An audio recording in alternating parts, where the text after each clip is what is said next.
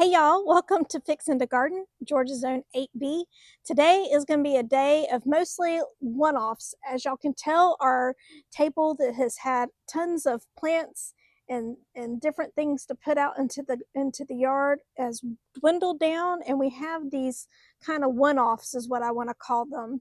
So we have this Superbena Cobalt, we have the Shack Buttonbush 2, we've got this Rockapulco Wisteria Impatient, and a white Gara called Indian Feather. And we're going to be putting those in the ground with y'all today. And we also actually may be putting a few Penstemon, the Twizzle Blue Penstemon that I started from seed. I think we may try to get that in the ground, and we actually have 4 of those, so that won't be a one-off. Y'all come on, and we're going to get these in the ground because it has been a day. I'm going to start here with the Shack Buttonbush 2. Y'all, we ordered this from Creekside back in December as part of their pre-orders that they had out. And y'all, even since it's come to us, it's put on a good deal of growth, but we are going to put it right here. We used to have a hibiscus in this area, and I don't think it was getting quite enough sun, and it just wasn't doing well. So we're going to try this buttonbush. It supposedly likes a bog area, which this area is. Not only do we have our downspout from our gutter system through here, we also have our air conditioner unit kind of condensates into this area, and so it's pretty wet most of the time. And so I'm hoping that will do really well for this buttonbush. This 2.0 series that Proven Winners has come out with is a smaller version of the original. So this version gets 3 to 4 feet tall and wide, where the original got 5 to 6, and many times I saw it much larger than even that. So I'm hoping that this one will stay about the 4 foot tall is what I'm looking for. So we're going to put it in this bed, and we're going to finish it off with some pine straw for the mulch, and hopefully it'll do really well this year. We're going to start with a little bit of biotone.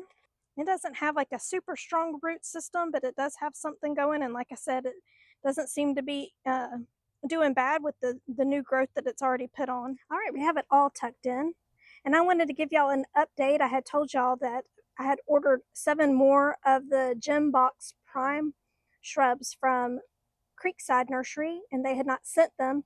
I contacted them today, and they said that they weren't going to be available till 2027. So I don't know, just want to be honest and forthcoming with y'all. I told y'all I would give you a review of them, and all I can say is just, think twice when you're making online orders about if you really have to have them right away or not, and you may want to find a way to get it in person. The next one we are going to put in is going to be the Superbena Cobalt.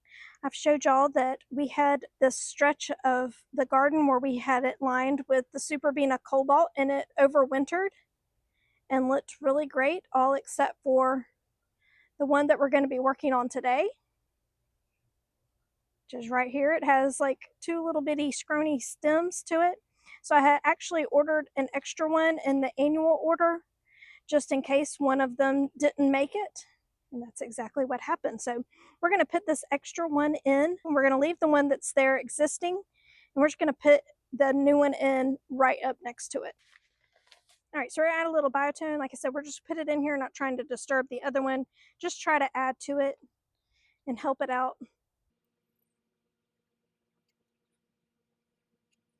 All right, and these one-offs in the little quart pots, they're super easy to just pop in and out. So this is a quick process, but hopefully it'll end in big results. All right, so the next project that we have going here is this Rockapulco Wisteria Impatient. I actually bought this one to go in a planter out next to our bench, but I ended up filling that with some Nemesia that I found locally back in like late February. And so this one is going to end up being beautiful, hopefully on our porch, and we'll get to enjoy it there. Got this pot from a big box store a couple of years ago, and I just love the color of it, and it has a little dish that matches it to catch the water. But this Rockapulco Wisteria, it's a double impatient, and it gets 10 to 20 inches tall, and it's zones 10 to 11, so I don't expect it to overwinter. It will be a true annual for us. So I'm going to add a little bit of biotone. I already added the soil. We're using SunGrow professional mix. It doesn't have any fertilizer really in it, so I'm going to make sure that I add the biotone because of that. So there aren't any blooms on this plant right now. There are a couple of buds, so hopefully we'll be seeing the color soon. But if you look at the picture that they have there, it's this really pretty like orchid pink, kind of a little bit of purple. And I picked this one because it mirrors, or to me is very similar to the Cool Jazz Supertunia Vistas that we're going to be using in both our hanging basket and in the landscape. And so that's what I do, is I find different plants that have the same color blooms and repeat it throughout different places in the yard in order for the landscape design to look very cohesive. All right, so we're over here to the right of our swing. Now look at the Baptisia. It's so pretty when it's in bloom. But we're going to go right here. This is Twizzle Blue Penstemon. I grew from seed. I had got the seed from Swallowtail Nursery. And even though I just potted them up not that long ago, I don't expect the root systems to probably fill up the little cups they're in, that they would hopefully do better in the ground than they would in their little pots. So we're going to go ahead and stick them in and hope for the best. But that's kind of the fun to me of growing things from seed. Yes, it's time consuming and it can be a little frustrating, but it just, I don't know, it takes a little bit of the stress off because the plants are literally cents on the dollar, and plants at the stores are very expensive. So when one of them dies, it is a huge deal. And it feels like, you know, you can't really experiment and try new things, but with seeds it allows you to do that. I put these here on purpose. They're close to a drip line, so that though they're new, that they'll hopefully get the amount of moisture that they need without getting too much. Penstemon are semi drought tolerant, but they do like average moisture. I picked these seeds out because they are supposed to flower on their first year, but we'll see. So we're going to have like a little bitty drift going through here. And hopefully if these do well, I have some more seeds. I'll try again next year and add to this drift. I told y'all that I was going to put some controlled release fertilizer from Proven Winners in the pots in our containers that we had, but I wasn't able to get hold of it. It was like $40. I am not paying $40 for some fertilizer, but I did get this Osmocote Plus. I think this one was like $10. So I'm going to put these in as just another little chore while we're out in the yard doing some gardening. Go ahead and put this in all of our baskets and containers. So we'll be doing that next. Dump a capful in a 2-gallon pot. Of course, I think this is about probably a gallon maybe, so I'm just going to sprinkle some in there. And this just helps that if I don't get around to doing the water soluble fertilizer, that the plants will be getting some food in the meantime. All right, and here is our getting all the little tips here this evening.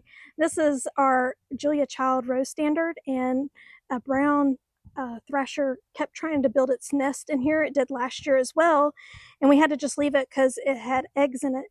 But this year when it started to put its nest in, we were trying to keep it out because this rose gets black spot already this early in the season, and we need to be able to spray it, and we don't want to spray anything if there's, you know, a bird in there. So we got these pie plates.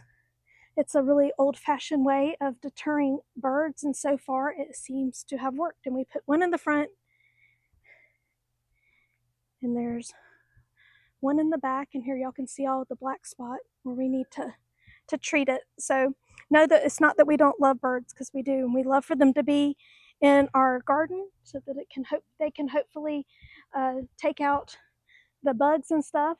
So we tried the plastic owl, that did not work, but we want them to find another place. We have lots of evergreen shrubs that have lots of birds living in them, so that's what we're doing. So if you have a problem like that, maybe you have berries or something like that and you need to keep the birds away, try some pie plates. All right, so this one we're going to put the cap full in, and then my husband's just going to take his hands and we're just kind of raking it in so that it goes down into the soil a little bit. And that's it. All right, we're going to finish up with these urns here, and then we're going to be done for the day. Y'all, thank you for joining us. If you enjoyed this video, please be sure to like and subscribe, and we'll see y'all real soon.